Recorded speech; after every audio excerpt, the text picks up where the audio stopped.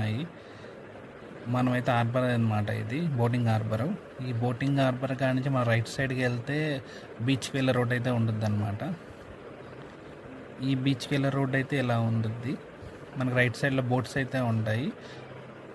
So మనం స్ట్రైట్గా అయితే వెళ్ళాలన్నమాట. స్ట్రైట్గా వెళ్తే ఇలాంటి దిమ్మలు లాంటివి వస్తాయి.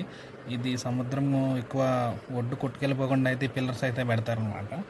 సో ఇప్పుడైతే వెహికల్ వెళ్ళడానికి అయితే లేదు, బై వాక్ అయితే వెళ్ళాను వాటర్ వల్ల. సో ఇదంతా పోర్ట్ ఏరియా అనమాట. పోర్ట్ కాడ నుంచే మనం వాక్ చేసుకుని ఫ్రంట్ దాకా అయితే బీచ్ సగం దాకా మిడిల్లోకి అయితే వెళ్ళొచ్చు. సో నేనైతే బీచ్లో అయితే ఎక్కువ ఎవరు లేరని అయితే నేనైతే వెళ్ళలేదన్నమాట. నేను ఒక్కడనే ఉన్నట్టున్నాను. ఇంకా ఇక్కడ చుట్టుపక్కల అయితే ఎవరు లేరు నా దగ్గర. అయితే కొంచెం లాంగ్ డిస్టెన్స్లో అయితే ఉన్నారు.